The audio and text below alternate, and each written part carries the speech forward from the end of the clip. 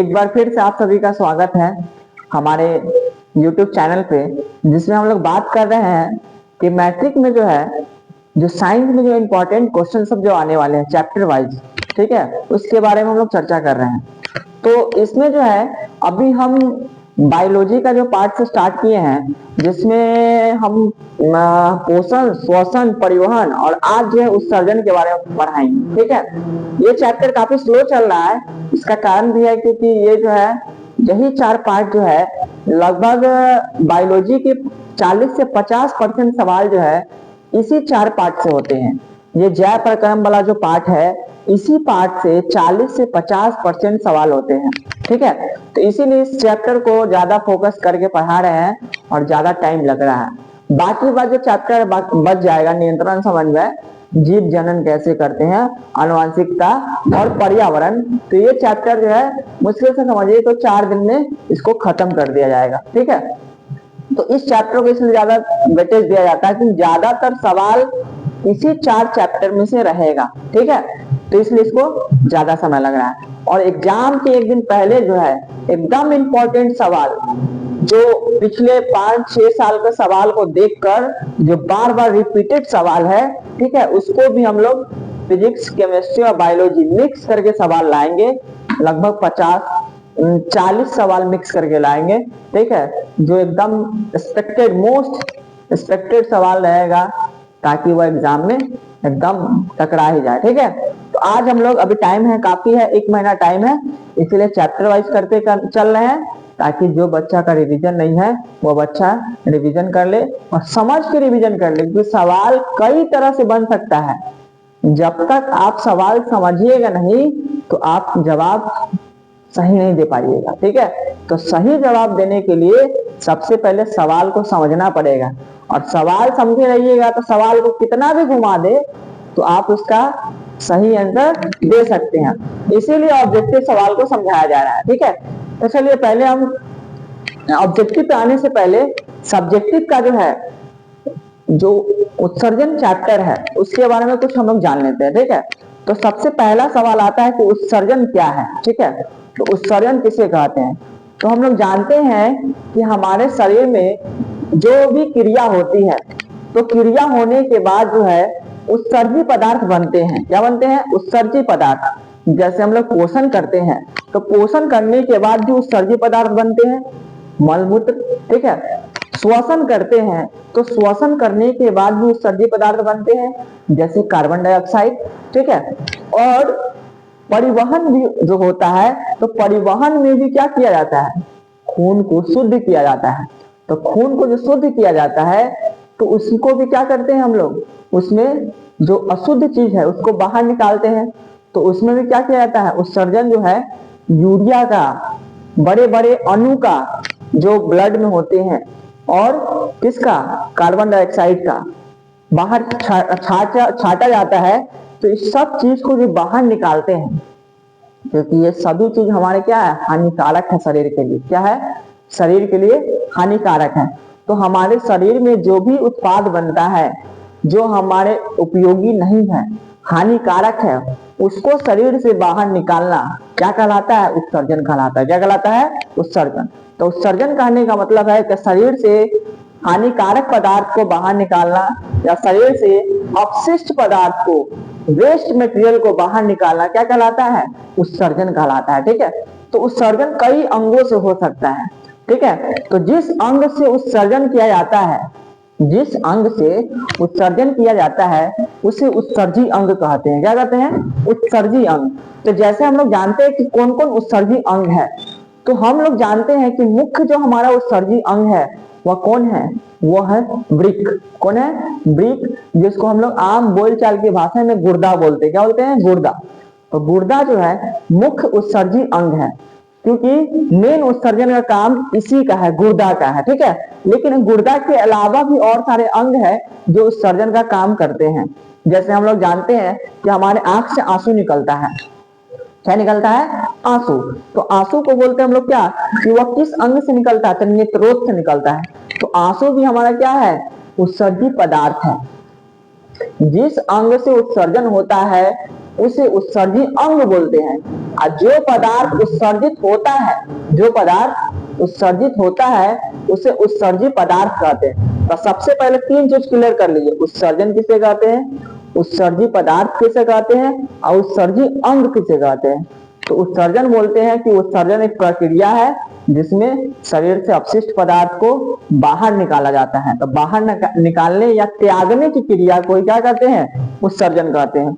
और जिस अंग से उत्सर्जन होता है उसे उत्सर्जी अंग कहते हैं। और जो उत्सर्जन होता है, जो पदार्थ उत्सर्जन होता है उसे उत्सर्जी पदार्थ कहते हैं। जैसे वृक्ष से क्या निकलता है, तो वृक्ष से जो है वह मूत्र का मतलब मूत्र के रूप में उत्सर्जन होता है। तो मूत्र के रूप में जो उत्सर्जन होता है तो मूत्र क्या हो गया, उत्सर्जी पदार्थ हो गया। और वृक्क क्या हो गया, उत्सर्जी अंग हो गया। आंख से आंसू निकलता है, तो आंख तुम्हारा क्या हो गया, उत्सर्जी अंग हो गया। और आंसू क्या हो गया, उत्सर्जी पदार्थ हो गया। उसी तरह कान से निकलता है एयर वैक्स, क्या निकलता है, एयर वैक्स निकलता है। ठीक है, तो कान तुम्हारा क्या हो गया, उत्सर्जी अंग हो गया। और एयर वैक्स क्या हो गया, उत्सर्जी पदार्थ हो गया। ठीक है, उसी तरह नाक से निकलता है सलेस्मा, तो नाक तुम्हारा हो गया उत्सर्जी अंग। और सलेस्मा जो निकलता है उसको बोलते हैं उत्सर्जी पदार्थ। ठीक है, तो हमारे शरीर में आंसू बनना, एयर वैक्स बनना या सलेस्मा बनना, इसका भी इंपॉर्टेंट काम है। ठीक है, ये तीनों हमारे शरीर को कह सकते हैं कि इन्फेक्शन से बचाता है। तीनों क्या करता है, इन्फेक्शन से बचाता है, संक्रमण से बचाता है। और यह उत्सर्जी पदार्थ के रूप में बाहर निकाल दिया जाता है। जैसे हम लोग चलते फिरते हैं तो कान में भी हमारे आसपास कह सकते हैं धूल कण वगैरह जाता है, तो एयर वैक्स उसको बाहर निकालता है। नाक में भी जाता है तो सलेस्मा उसको बाहर निकालता है, जिसको हम लोग सलेस्मा बोलते हैं। और आंख में भी जाता है तो उसको आंसू के रूप में बाहर निकालते हैं। ठीक है, तो एक और अंग है त्वचा। त्वचा भी हमारा उत्सर्जन का काम करता है। त्वचा में जो है जो पसीना निकलता है, क्या निकलता है, त्वचा से जो पसीना निकलता है वो भी हमारे शरीर में उत्सर्जन करने का काम करता है। हमारे शरीर में पिंपल वगैरह भी जो निकलता है, पिंपल वह क्या करता है, उत्सर्जन करने का काम करता है। तो कहने का मतलब कि उत्सर्जन कई अंगों से होता है। जिस अंग से उत्सर्जन होगा उसे उत्सर्जी अंग कहेंगे, और जो पदार्थ उत्सर्जन होगा उसे उत्सर्जी पदार्थ कहेंगे। ठीक है, अब सवाल आता है कि हम लोग में तो उत्सर्जन जो होता है मुख्य अंग वृक्क हो गया, पेड़ पौधे में उत्सर्जन कैसे होता है। तो पेड़ पौधे में उत्सर्जन जो होता है वह मैक्सिमम नहीं होता है। मतलब पेड़ पौधे में जो होता है ये ज्यादातर जो उत्सर्जी पदार्थ बनते हैं वो एक जगह तो अनुपयोगी होते हैं, लेकिन वही जो है दूसरे अंग में जाकर क्या हो जाते हैं, उपयोगी हो जाते हैं। क्या हो जाते हैं, उपयोगी हो जाते हैं। इसलिए पेड़ पौधा में उत्सर्जन एकदम न के बराबर भी होता है। अगर पेड़ पौधा में उत्सर्जन होता भी है तो ज्यादातर उसमें पत्ती के माध्यम से होता है। क्या होता है, पत्ती के माध्यम से। मतलब अगर पेड़ पौधा किसी चीज को उत्सर्जन करना चाह रहा है, क्या करना चाह रहा है, उत्सर्जन करना चाह रहा है, तो सबसे पहले उसको क्या करेगा, पत्ती में जमा करेगा। क्या करेगा, जमा करेगा। और पत्ती में जमा हो जाएगा तो पत्ती क्या हो जाएगा, भारी हो जाएगा। और पत्ती भारी हो जाएगा तो क्या करेगा, पत्ती उसके डाल से अलग होकर जमीन पे गिर जाएगा। और यही क्रिया उसमें क्या कहलाता है, उत्सर्जन कहलाता है। हालांकि बहुत सारे पेड़ पौधा में उत्सर्जी पदार्थ जो बनते हैं वह हमारे दैनिक जीवन में उपयोग होते हैं। वह जो है हमको कह सकते हैं कि हम लोग उसका उपयोग करते हैं। जैसे रेजिन हो गया, टेनिन हो गया, गोंद हो गया, ठीक है, लेटेक्स हो गया, ये सब उत्सर्जी पदार्थ है जो पेड़ों के छालों से, पेड़ों के अलग अलग अंगों से, तनों से निकाला जाता है। ठीक है, लेकिन ये हमारे लिए क्या है, उपयोगी है, लेकिन उसके लिए उपयोगी नहीं है, इसलिए वो बाहर निकाल देते हैं। ठीक है, तो पेड़ पौधा में भी उत्सर्जी पदार्थ बनते हैं जैसे रेजिन, टेनिन, लेटेक्स, गोंद, ये सब उसका क्या है, उत्सर्जी पदार्थ है। ठीक है, लेकिन ज्यादातर उत्सर्जन जो है वह किसके माध्यम से करता है, पत्ती के माध्यम से करता है। और उत्सर्जन जो होता है पेड़ पौधा में बहुत न के बराबर होता है, क्योंकि उसमें एक उत्सर्जी पदार्थ जो है दूसरे क्रिया में उसके लिए क्या बन जाता है, उपयोगी बन जाता है। क्या बन जाता है, उपयोगी बन जाता है। तो सवाल आता है कि पौधे में तो समझ गया, मनुष्य में उत्सर्जन कैसे होता है। तो मनुष्य में उत्सर्जन के लिए बताया है कि जो हमारा जो गुर्दा होता है, क्या होता है, गुर्दा। तो गुर्दा का मुख्य काम क्या है, तो गुर्दा का मुख्य काम है कि हमारे खून को साफ करना। क्या करना? खून को साफ करना। इसलिए लोग पानी पीने की अधिक सलाह दिया जाता है कि पानी जो है हमारे खून को साफ करने में मदद करता है, और पानी जो है वो गुर्दा में खून को छानने का काम करता है। ठीक है, तो पानी ज्यादा मात्रा में पीने से हमारा खून साफ होता है, और खून साफ रहेगा मतलब क्या कि हमारा जो परिवहन ठीक रहेगा, क्योंकि ज्यादातर जो क्रिया होता है वह खून के माध्यम से होता है, चाहे वह पोषण की क्रिया हो, चाहे वह श्वसन की क्रिया हो, चाहे वह परिवहन की क्रिया हो, चाहे वह हार्मोन जो एक जगह से दूसरे जगह जाता है उसकी क्रिया हो, सभी क्रिया जो है लगभग खून के माध्यम से हमारे शरीर में होता है। तो गुर्दा जो है खून को छानने का काम करता है, इसलिए हमारा पोषण का मुख्य अंग कौन हो गया, सॉरी उत्सर्जन का मुख्य अंग कौन हो गया? गुर्दा हो गया। ठीक है, तो गुर्दा के बारे में एक दिन विस्तार से एकदम जानेंगे। ठीक है, आज हम लोग शॉर्ट में जानते हैं कि गुर्दा क्या है। तो गुर्दा जो है यह एक सेम के बीज के आकार की संरचना होती है, सेम के बीज के आकार की संरचना होती है, जो हमारे कहा वक्ष गुहा में, कहा वक्ष गुहा के दम जो वर्टिब्रल कॉलम है वहां पे अवस्थित होता है। वक्ष गुहा के वर्टिब्रल कॉलम में मतलब मेरुरज्जु के पास, कहा मेरुदंड के पास अवस्थित होता है। ठीक है, यह जो होता है गुर्दा, ठीक है, इसका काम क्या है? यह खून को जो है छानने का काम करता है। ठीक है, इसमें बहुत सारे अंग होते हैं। ठीक है, जिसमें हम लोग जानते हैं कि इसमें से यूरेटर निकलता है, मूत्रवाहिनी निकलता है, और यह मूत्रवाहिनी मूत्राशय में जाकर खुलता है। जो गुर्दा जो छान कर जो यूरिया की मात्रा जिसमें रहती है उसको कहाँ पहुंचाता है? मूत्राशय में पहुंचाता है। ठीक है, मूत्राशय क्या है? स्थल है जहां पे मूत्र क्या होता है? जमा होता है। ठीक है, तो इसमें बहुत सारा अंग है, इसको डिटेल आप नोट से समझिएगा तो बढ़िया रहेगा। ठीक है, ऐसे इसके लिए स्पेशल हम वीडियो बना देंगे। तो अभी सवाल जो है हम लोग ऑब्जेक्टिव देखते हैं और इसमें जानते हैं। इसमें एक मेन सवाल ये है कि जो गुर्दा होता है उस गुर्दा में क्या पाया जाता है? नेफ्रॉन पाया जाता है। क्या पाया जाता है? नेफ्रॉन। ठीक है, तो नेफ्रॉन जो होता है वह क्या करता है? नेफ्रॉन जो होता है वो एक गुर्दा में लगभग 10 लाख नेफ्रॉन पाया जाता है।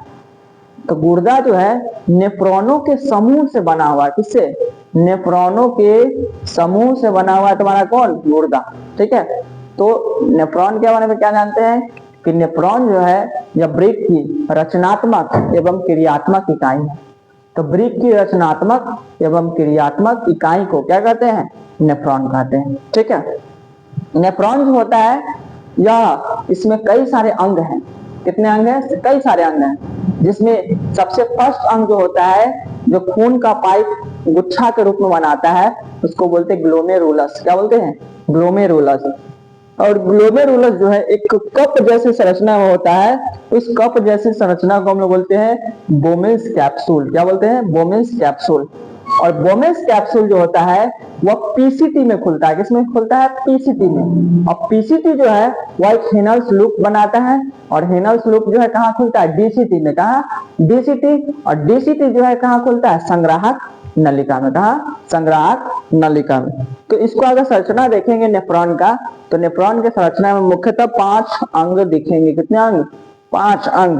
पहला ग्लोमेरुलस, दूसरा बोमेन्स कैप्सूल, फिर तीसरा पीसीटी, चौथा हेनल्स लूप, पांचवा डीसीटी, और छठा लास्ट जो है संग्रहालय। मतलब 6 अंग दिखेगा, जिसमें जो ग्लोमेरुलस होता है उसमें 2 तरह का पाइप होता है। ठीक है, एक खून को अंदर लाने का, एक खून को बाहर ले जाने का। ठीक है, तो बोमेन्स कैप्सूल और डीसीटी, पीसीटी और हेनल्स लूप और संग्राहक नलिका ये किसकी संरचना में आता है? तो ये आता है नेफ्रॉन की संरचना में। और ये सारा नेफ्रॉन किस में आता है? वृक्क में आता है। तो इसको डिटेल से हम लोग जानेंगे सब्जेक्टिव वाले क्लास में। ठीक है,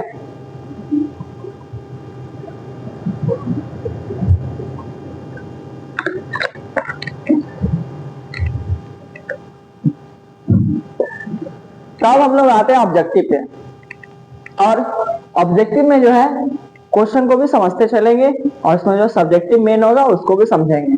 जैसे पहला है विभिन्न क्रियाओं के फलस्वरूप, विभिन्न क्रियाओं के फलस्वरूप बने हानिकारक पदार्थों को शरीर से बाहर निकालने के तंत्र को क्या कहते हैं? तो विभिन्न क्रियाओं के फलस्वरूप जो उत्सर्जी पदार्थ बनते हैं, हानिकारक पदार्थ बनते हैं, उसको शरीर से बाहर निकालने की क्रिया को क्या उत्सर्जन तंत्र बोलते हैं। क्या बोलते हैं? उत्सर्जन तंत्र बोलते हैं। तो इसका आंसर हो जाएगा सी, उत्सर्जन तंत्र। क्या हो जाएगा? उत्सर्जन तंत्र। ठीक है। दूसरा, बबूल के पौधे में मुख्यतः कौन सा उत्सर्जी पदार्थ होता है? बबूल के पौधे में मुख्यतः कौन सा उत्सर्जी पदार्थ होता है? कौन सा उत्सर्जी पदार्थ बबूल के पौधे में पाया जाता है? तो टेनिन नहीं, लेटेक्स ये भी नहीं, रेजिन नहीं, ये गोंद जो है यही तुम्हारे बबूल के पौधे में मुख्यतः पाया जाता है। गोंद कौन पाया जाता है? बबूल के पौधे में गोंद जो है मुख्य रूप से उत्सर्जी पदार्थ के रूप में पाया जाता है। ठीक है। तीसरा, ग्लूकोज का पुनर्अवशोषण कहाँ होता है? ग्लूकोज, तो देखिए हम बताए हैं कि ब्रिक के अंदर नेफ्रॉन होता है और नेफ्रॉन का संरचना ये है, पीसीटी, डीसीटी, हेनेस लूप। ठीक है। तो इसका बोल रहा है ग्लूकोज का पुनर्अवशोषण। ग्लूकोज का पुनर्अवशोषण मतलब मान लीजिए ग्लूकोज ब्लड में एब्जॉर्ब हो गया, ठीक है, और किसी कारणवश ग्लूकोज को छान दिया, कौन? ब्रिक। ठीक है। अब वो छान कर कहाँ भेज दिया? और नेफ्रॉन में। तो नेफ्रॉन में गया तो वहां पे तुम्हारा जो डीसीटी है, कौन है? डीसीटी है, या फिर से क्या करेगा? उसको अवशोषित कर लेगा। तो अगर फिर से अवशोषित कर लिया तो इसको बोलते हैं पुनराअवशोषण। क्या बोलते हैं? पुनराअवशोषण। तो यहाँ डीसीटी जो है, ये डीसीटी और पीसीटी प्रॉक्सिमल कॉन्वोल्यूटेड ट्यूब्यूल। ठीक है। और डीसीटी मतलब होता है डिस्टिल कॉन्वोल्यूटेड ट्यूब्यूल्स। क्या बोलते हैं? तो पीसीटी में जो है, पीसीटी में जो है तुम्हारा क्या होगा? ग्लूकोज का पुनर्अवशोषण होगा। तो ग्लूकोज का पुनर्अवशोषण करने का मतलब क्या? ग्लूकोज का फिर से अवशोषण। अगर मान लो किसी कारणवश ग्लूकोज को गुर्दा जो है छान दिया, ठीक है, कौन? ग्लोमेरुलस। तो ग्लोमेरुलस अगर छान दिया बोमेन्स कैप्सूल के माध्यम से पीसीटी में आ गया, तो पीसीटी उसको क्या करता है? फिर से, ठीक है, अवशोषित कर लेता है। ठीक है। तो इस क्रिया को बोलते हैं क्या? पुनराअवशोषण। ठीक है। तो कहाँ होगा? पीसीटी में होगा, प्रॉक्सिमल कॉन्वोल्यूटेड ट्यूब्यूल्स। ठीक है। आगे 4 नंबर सवाल, यूरिया रक्त में कहां से प्रवेश करती है? यूरिया जो है रक्त में, तो हम लोग जानते हैं कि यूरिया जो है हमारे शरीर में बनता है। ठीक है। तो ये यूरिया हमारे शरीर के लिए क्या है? हानिकारक है, मेन उत्सर्जी पदार्थ है। मेन उत्सर्जी अंग कौन हो गया? तो मेन उत्सर्जी अंग हो गया ब्रिक। अब मेन उत्सर्जी पदार्थ कौन होगा? तो यूरिया। जो यूरिया होता है हमारे रक्त में से कहां से प्रवेश करती है? तो रक्त में से कहा? यकृत से। कहां से? यकृत, जिसको लीवर बोलते हैं। तो लीवर से जो है प्रवेश करता है। ठीक है। कहाँ? लीवर से, क्योंकि लीवर ही रक्त का मेन, क्या कह सकते हैं कि बनने का भी जगह है। बनता तो ऐसे बोन मैरो में है रक्त, ठीक है, लेकिन लीवर जो है वह हमारे शरीर का क्या है? मेन कह सकते हैं ग्रंथि है। क्या है? ग्रंथि है। ठीक है। तो यकृत से ही यूरिया को क्या किया जाता है? अलग किया जाता है उत्सर्जन करने के लिए। ठीक है। आगे डायलिसिस मशीन, 5वां सवाल, डायलिसिस मशीन द्वारा रक्त का शुद्धिकरण की प्रक्रिया कहलाती है। तो डायलिसिस एक मशीन होता है जो किसी व्यक्ति को अगर कैंसर वगैरह हो जाता है तो उसके खून को क्या किया जाता है? मतलब सफाई किया जाता है मशीन द्वारा। किसके द्वारा? डायलिसिस मशीन द्वारा। तो इस डायलिसिस मशीन के द्वारा खून की क्या करना? शुद्धिकरण करना, सफाई करना, क्या कहलाता है? हीमोडायलिसिस कहलाता है। क्या कहलाता है? हीमोडायलिसिस। क्योंकि खून में हीमोग्लोबिन होता है और हीमोग्लोबिन को हीम बोलते हैं। क्या बोलते हैं? हीम। इसलिए डायलिसिस मशीन से इस खून को, हीमोग्लोबिन को क्या करना? शुद्ध करना हीमोडायलिसिस कहलाता है। क्या कहलाता है? हीमोडायलिसिस। ठीक है। डायलिसिस एक मशीन यंत्र होता है जिससे यह प्रक्रिया होता है और इस प्रक्रिया को हीमोडायलिसिस कहते हैं। ठीक है। आगे सवाल है 6 नंबर कि पैप्टिक अल्सर हो सकता है। देखो पैप्टिक अल्सर कहने का मतलब है कि हमारे पैप्टिक अल्सर जो होता है यह हमारे पेट में होता है, पेट के अमाशय में होता है। कहाँ होता है? अमाशय में। तो अमाशय जो होता है, ठीक है, यह क्या करता है कि जब हम देर तक भूखे रहते हैं दिन में, तो देर तक भूखे रहने के कारण हमारे शरीर में जो है, जो अमाशय में जो है अम्ल और एंजाइम क्रिया करने लगता है आपस में, और अम्ल एंजाइम क्रिया करके हमारी अमाशय के परत को क्या करता है, नुकसान पहुंचाता है और एक अल्सर का रूप ले लेता है। तो उसी को बोलते हैं क्या, पैप्टिक अल्सर। तो पैप्टिक अल्सर जो होता है लेट से खाने से होता है, ठीक है। इसीलिए हमें क्या, हमेशा 8 से 9 बजे, 9 बजे से पहले नाश्ता कर लेना चाहिए, ठीक है। ज्यादा देर तक भूखा नहीं रहना चाहिए। तो कहाँ होता है पैप्टिक अल्सर, अमाशय में होता है। कहाँ होता है, अमाशय में, ठीक है। आगे है कि लसिका। लसिका का रंग होता है, तो देखिए हम लोग जानते हैं कि जिस तरह रक्त होता है, एक बंद नलिका में, एक बंद परिसंचरण तंत्र में बहता है, उसी रक्त परिसंचरण के समांतर, मतलब उसी रक्त के नलिका के समांतर एक और नलिका बहता है, ठीक है, जिसमें क्या बहता है, लसिका बहता है। क्या बहता है, लसिका। तो हम लोग नाम सुनते हैं नोड, लिम्फ गांठ। तो लिम्फ गांठ कहने का मतलब है कि बहुत दिशा से आकर लिम्फ जो है एक जगह गांठ बनाता है। जैसे यहाँ पे लिम्फ गांठ है, यहाँ पे लिम्फ गांठ है, यहाँ पे लिम्फ गांठ है, यहाँ पे लिम्फ गांठ है, ये दोनों जगह यहाँ पे लिम्फ गांठ है, ठीक है। और लिम्फ गांठ कहने का मतलब है कि जिस तरह खून की नलिका हमारे शरीर में फैली हुई है, उसी तरह लिम्फ की नलिका, जिसको लिम्फ को बोलते हैं लसिका, लसिका की नलिका जो है वो पूरे शरीर में फैली हुई है।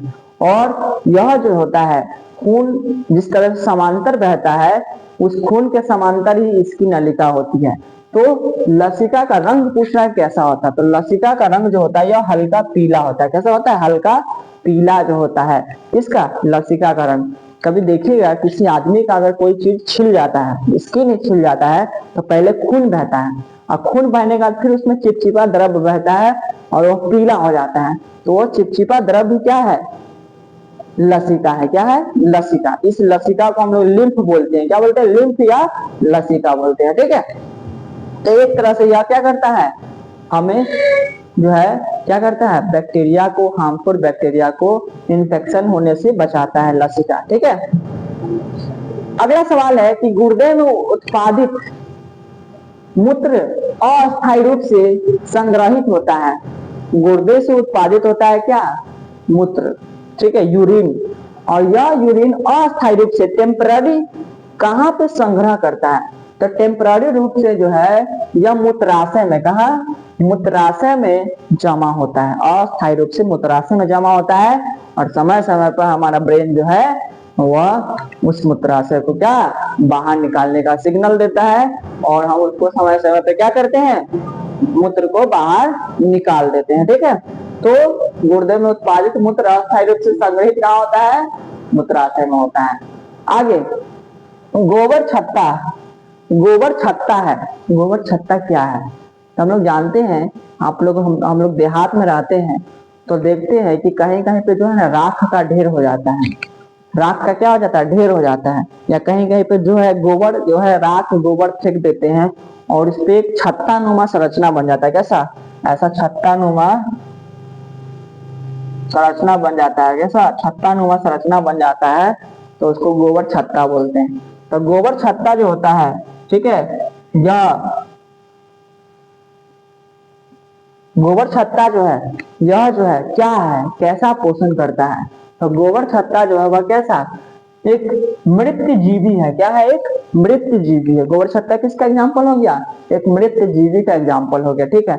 अमर बेल, तो अमर बेल किसका एग्जाम्पल हो गया, तो परजीवी का एग्जाम्पल हो गया, ठीक है। अगला सवाल 10 नंबर, ग्लूकोज के पूर्ण ऑक्सीकरण से क्या मुक्त होता है। तो ये सवाल हम लोग बार बार कर चुके हैं। मेन सवाल भी है कि ग्लूकोज का पूर्ण ऑक्सीकरण होगा तो क्या क्या मुक्त होगा।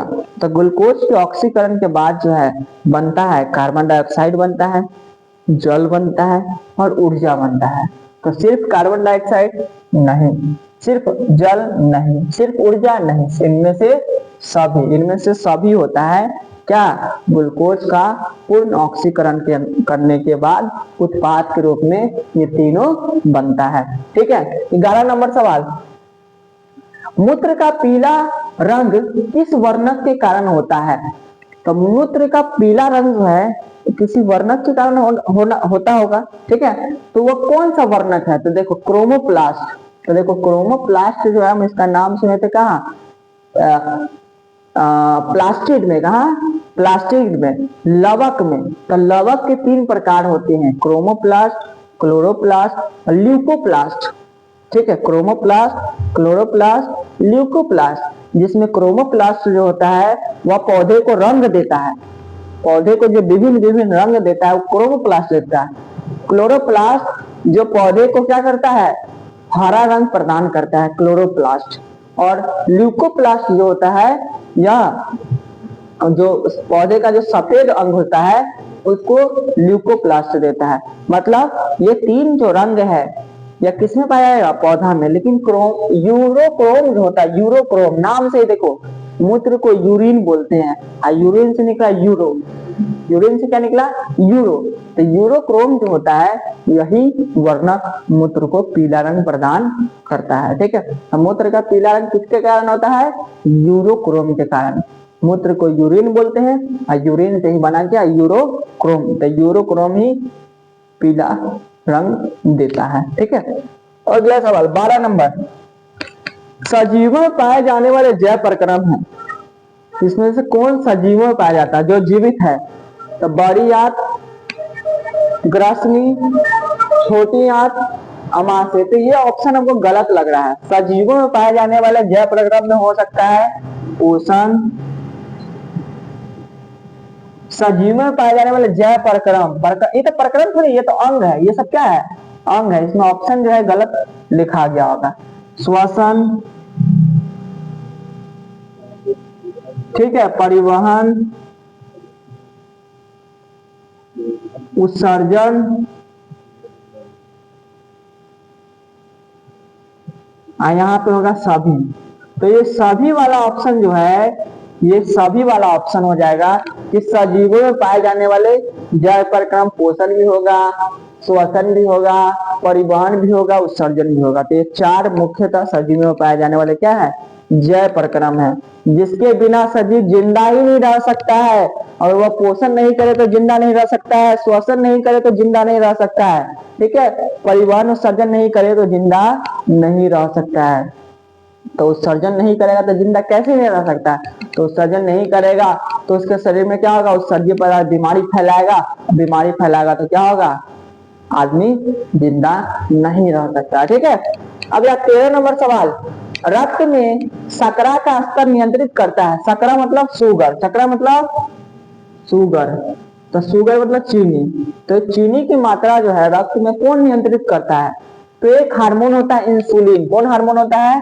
इंसुलिन, जो पैनक्रियाज से निकलता है। कहाँ? पैनक्रियाज, अग्नाशय से निकलता है इंसुलिन हार्मोन। अग्नाशिक ग्रंथि से इंसुलिन हार्मोन निकलता है। यही इंसुलिन हार्मोन क्या करता है? रक्त में शर्करा के स्तर को नियंत्रित करता है। तो जब किसी व्यक्ति को शुगर का पेशेंट हो जाता है, मतलब उसको चीनी की बीमारी हो जाता है, ठीक है, जिसको मधुमेह बोलते हैं, तो उसको क्या इंसुलिन की सुई बाहर से दिया जाता है, इंसुलिन की सुई, ठीक है। तो इस इंसुलिन का हमारे शरीर में भी मात्रा निकलता है अग्नाशिक रस से, पैनक्रियाज ग्लैंड से, ठीक है। लेकिन जब ज्यादा मात्रा किसी का शुगर बढ़ जाता है तो उसको सुई दिया जाता है, और यह नियंत्रित कौन करता है? इंसुलिन करता है। कौन करता है? इंसुलिन। अगला 14 नंबर सवाल, निम्नलिखित में से कौन सा संवहन उत्तक है? निम्नलिखित में से कौन सा संवहन? तो हम लोग जानते हैं कि परिवहन का कई नाम है। परिवहन का नाम वहन भी है और संवहन भी है। परिवहन को हम लोग वहन भी बोलते हैं और संवहन भी बोलते हैं। तो परिवहन कराने वाला कौन सा उत्तक हो जाएगा? एपिडर्मिस? नहीं, एपिडर्मिस तो नहीं होगा।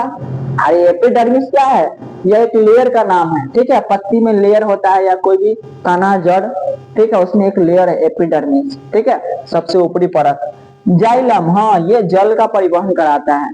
फ्लोएम, हाँ, ये भोजन का परिवहन कराता है। तो इसका ऑप्शन क्या होगा? डी हो जाएगा। बी एवं सी दोनों, बी एवं सी दोनों हो जाएगा, ठीक है। 15 नंबर सवाल, मनुष्य के श्वेत रक्त कोशिकाओं की जीवन अवधि कितनी होती है? तो मनुष्य में 3 तरह की रक्त कोशिकाएं होती हैं। एक लाल रक्त कोशिका जिसको आरबीसी बोलते हैं, एक श्वेत रक्त कोशिका जिसको डब्ल्यूबीसी कहते हैं, और एक प्लेटलेट्स, ठीक है, जिसमें हम लोग जानते हैं कि आरबीसी का जो मात्रा होता है वह लगभग 50 लाख से 60 लाख होता है। कितना? 50 लाख से 60 लाख, ठीक है। और डब्ल्यूबीसी की जो मात्रा होती है वह लगभग जो है 12,000 से 15,000, ठीक है, 12,000 से 15,000। और प्लेटलेट्स की मात्रा जो होती है वह लगभग 3 लाख होती है। कितने लाख?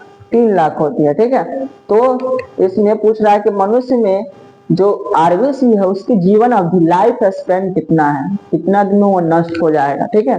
तो वो जो है उसका 12 से 20 दिन, 2 से 3 महीना, 20 से 30 दिन, 4 महीना से अधिक। तो इसका जो है आंसर हो जाएगा 12 से 20 दिन। कितना हो जाएगा? 12 से 20 दिन में ही जो श्वेत रक्त कोशिका है वह नष्ट हो जाता है, ठीक है। तो इसका लाइफ स्पैन कितना है? 12 से 20 दिन। अगला सवाल, आरबीसी की जीवन अवधि कितनी होती है? तो आरबीसी मतलब रेड ब्लड सेल। श्वेत रक्त कोशिका को हम लोग क्या बोलेंगे? डब्ल्यूबीसी। और आरबीसी को हिंदी में क्या बोलेंगे? लाल रक्त कोशिका, ठीक है। तो इसकी जीवन अवधि 120 दिन, 180 दिन, 50 दिन, 220 दिन। तो इसका जीवन अवधि होता है 120 दिन। कितना? डब्ल्यूबीसी का 12 से 20 दिन, मात्र 12 से 20 दिन। और आरबीसी का कितना होता है? 120 दिन होता है, ठीक है। अगला सवाल, चालनी नलिकाएं पाई जाती हैं। चालनी नलिकाएं, ठीक है। तो चालनी नलिका जो होती है वह किस में पाई जाती है? तो जंतु में तो नहीं पाया जाएगा, क्योंकि चालनी नलिका तो हम लोग सुने थे कि पौधे में जो संवहन ऊतक है, खासकर जो फ्लोएम, उस फ्लोएम में ही चालनी नलिका पाई जाती है। तो फ्लोएम जो है उसमें क्या पाई जाती है? चालनी नलिका पाई जाती है। अगला सवाल 18 नंबर, पौधों में उत्सर्जी पदार्थ है। पौधों में उत्सर्जी पदार्थ है टेनिन, रेनिन नहीं, रेजिन होता है। रेनिन तो एंजाइम है, रेजिन, टेनिन, रेजिन, ठीक है, गोंद, इनमें से सभी। तो इसमें क्या होगा? इनमें से सभी हो जाएगा। क्या हो जाएगा? इनमें से सभी हो जाएगा, ठीक है। तो पौधे में जो उत्सर्जी पदार्थ है, टेनिन भी है, रेजिन भी है, गोंद भी है, ठीक है। आगे, वृक्क की रचनात्मक एवं क्रियात्मक इकाई किसे कहते हैं? इसे वृक्क की रचनात्मक एवं क्रियात्मक इकाई कहते हैं। तो हम लोग बताए थे कि जो नेफ्रॉन होता है, नेफ्रॉन वह क्या है? वृक्क की रचनात्मक एवं क्रियात्मक इकाई है। क्या है? वृक्क की रचनात्मक एवं क्रियात्मक इकाई है। कोशिका किसकी रचनात्मक क्रियात्मक इकाई है? तो जीव शरीर की रचनात्मक एवं क्रियात्मक इकाई है कोशिका, ठीक है। तो आगे 20 नंबर सवाल, मनुष्य में वृक्क तंत्र का भाग है। मनुष्य में वृक्क किस तंत्र का भाग है? तो मनुष्य में जो वृक्क है वह किसका? उत्सर्जन तंत्र का। कौन सा तंत्र का? उत्सर्जन तंत्र का भाग है। किसका? मनुष्य में वृक्क उत्सर्जन तंत्र का। तो देखिए, उत्सर्जन में मेन अंग वृक्क, अब वृक्क में मेन अंग कौन? नेफ्रॉन। कौन है? नेफ्रॉन। तो ये 3 बात याद रखिए, तीनों कहां से आएगा? उत्सर्जन तंत्र से, ठीक है। कहां से? उत्सर्जन तंत्र से। 21 नंबर सवाल, मानव मूत्र में यूरिया का प्रतिशत मात्रा होती है। तो देखिए, इससे पहले बताया था कि मानव मूत्र में जो है यूरिया का प्रतिशत मात्रा कितना? 2% होता है। कितना होता है? मात्र 2% होता है यूरिया का मात्रा, ठीक है। और यही यूरिया की मात्रा जो है इसमें यूरोक्रोम वर्णक पाया जाता है, जो मूत्र को क्या करता है? पीला करता है, ठीक है। 22वां सवाल, मानव गुर्दे का आकार होता है। तो मानव गुर्दे का आकार हम बताए थे कैसा होता है? सेम के बीज के आकार का। इसका सेम, खाने वाला सेम होता है ना, सब्जी सेम खाते हैं ना हम लोग, तो इसका बीज के आकार का होता है क्या? ब्रिक, जिसको गुर्दा बोलते हैं। ब्रिक को क्या बोलते हैं? गुर्दा। गुर्दा को इंग्लिश में क्या बोलते हैं? किडनी। तो किडनी का आकार कैसा होता है? सेम के बीज के आकार का। देखो ऐसा होगा, ऐसा होता है एक गुर्दा, ठीक है। और एक गुर्दा यहाँ पे होगा बगल में, 2 गुर्दा, ठीक है। तो 2 गुर्दा पाया जाता है मनुष्य में। कैसा? सेम के बीज के आकार का, सेम के बीज के आकार का पाया जाता है, ठीक है। तो ये आज का सवाल इतना रहा। आप लोग इसको जो है देखिएगा, अगर फास्ट होगा तो स्लो करके देख लीजिएगा, और अगर समझने में थोड़ा दिक्कत होगा तो इसको 2 बार करके देख लीजिएगा। ठीक है, चलिए आज के लिए धन्यवाद।